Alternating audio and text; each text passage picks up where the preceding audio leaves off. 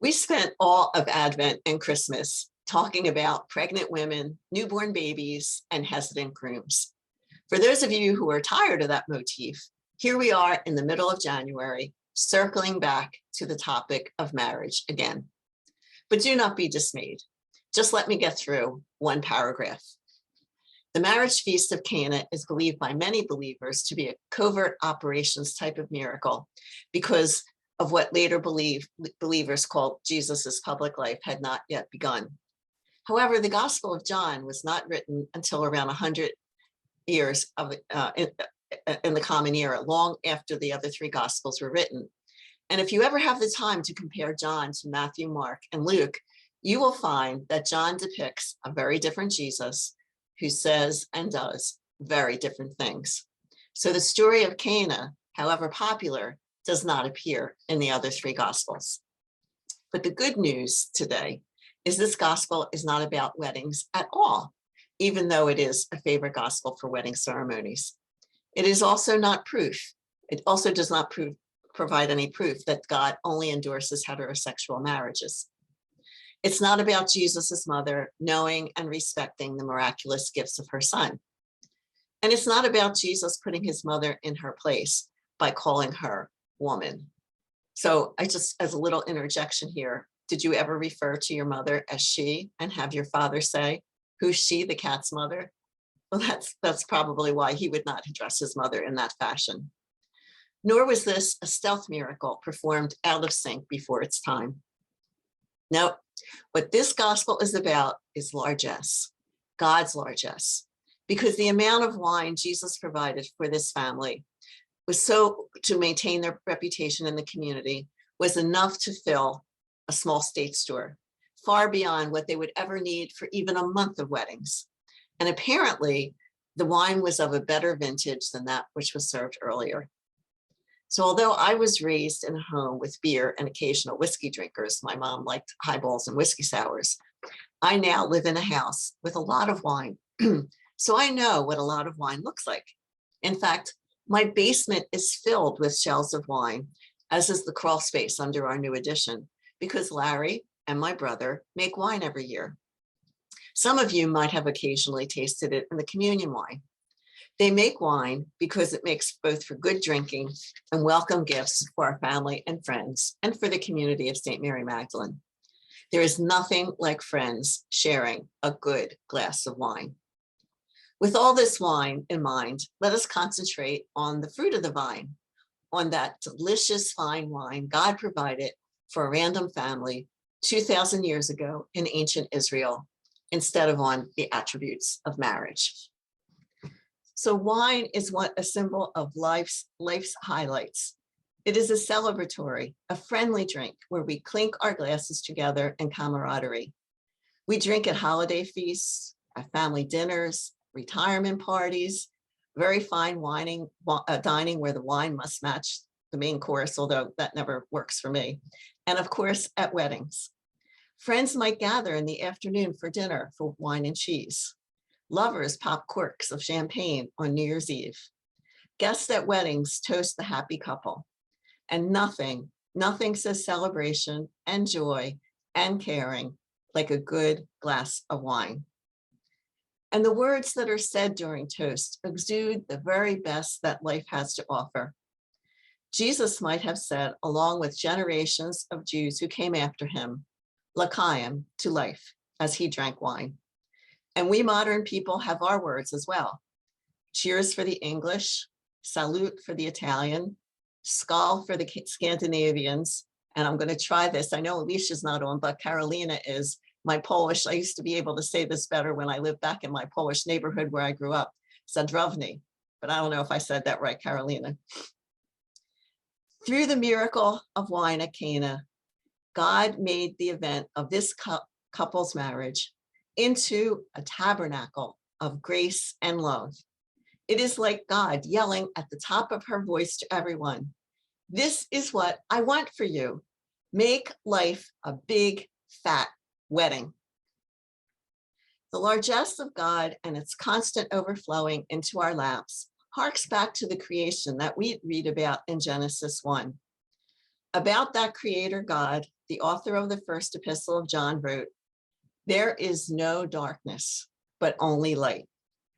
This is the God who sat back after creating the world and exclaimed that everything that she had made was absolutely wonderfully good. So there were no dark shadows looming over the horizon in the first chapter of Genesis. But we know that Genesis was later rewritten by Jewish scribes in Genesis 2 to include the story of temptation and the so-called fall of humanity in an effort to explain the inexplicable existence of sin in that wonderful creation. And in spite of persecutions and pogroms throughout the ages, our Jewish sisters and brothers continue to drink to life without ever having an inkling of original sin. For them, life, not suffering, was God's calling card. It was the fathers of the church who got mired in Genesis 2 and formed the church into their dark image, where humanity was fallen and evil and in need of redemption, while completely ignoring the vast numbers of people who lived in goodness and worked in righteousness. It was those fathers who sent the followers of Jesus down a rabbit hole into a dark and dismal age where believers were forced to drag around their sins like Jacob Marley's chains. Considered architects of the faith, they pitched an omnipresent Satan against the creative goodness of God, often portraying the former as edging out the power of our beloved Creator. As a result, the world came to be seen as an evil place that needed to be conquered and tamed, populated by sinful bodies, constantly beset by temptation that needed to be vanquished with it by any means necessary. While it is one thing not to like bugs or snakes or wolves, it's another to regard the natural world as sinful, as did Thomas à Kempis, the author of Imitation of Christ, who wrote in the early 15th century, "Every time I go out into creation, I withdraw myself from God." Poor soul. À Kempis is not alone in his cramped view of God and the created world. There's a whole host of canonized saints who whipped themselves and starved themselves and believed that a stigmata was holier than a nice glass of wine as a sign of God's love. While Jesus acknowledged the possibility of pain and suffering, he never glorified it. Jesus went through the countryside healing people, not punishing them, ever.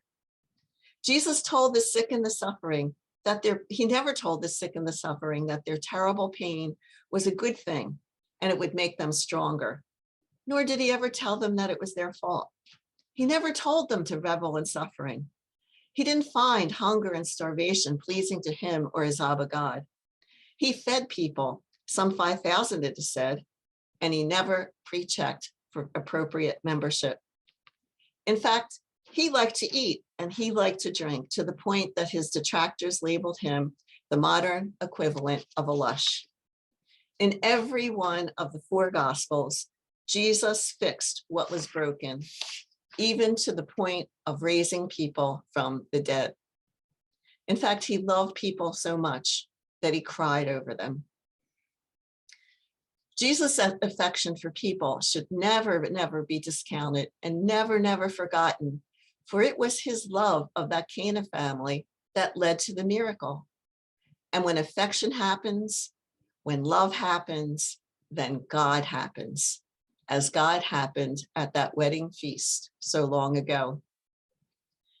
The creativity of God, which produced and sanctified wine as a celebratory drink, discharged the truth of who God is, a great lover of humanity. Regardless of the times in which we live, humanity is not irreparably broken and dark, nor did an earth that is 4.5 billion years old suddenly turn evil when Adam and Eve, which we always need to remember is mythology and not history, when they were banished from the Garden of Eden. It is truly unfortunate that Augustine and company could not understand the nuances and complexities of human life, which rarely resolve as neatly as they and their followers might have wished. As a result, they divided the world into dark and light and designed a slippery slope that led directly to hell, instead of to God's holy mountain, which is always conveniently fitted out with handholds and toe holds, with ladders and ropes thrown by previous climbers to help those who come after get over the rough spots. The pleasure-denying persecutors could not see the wineglass of God that God so generously bestowed upon humanity, even if it's sometimes half full or half empty, depending upon your point of view. They never could see that. Instead, they declared that cup devoid of life unless you followed their rules, which too often became the tools of zealots. My brothers and sisters, we know that the love of God for all creation is an underground river that cannot be meted or doled out or ever dammed up. And from that river of glory, our God continually bursts forth like rainbow-colored mist floating over waterfalls, forever linking all things in an endless communion. That divine energy flows through all things, all times, and all spaces. And all you have to do is look for it and you will find it. In spite of the pain and suffering that surely and visibly exist, along with beauty and love, we should try our very best to revel in existence, for it is in existence that we find the glory of God. And so in the end, we are all together, one flow, one energy, and one divine word. So let's get together, have a good time, and clink our glasses and say, L'chaim, to life.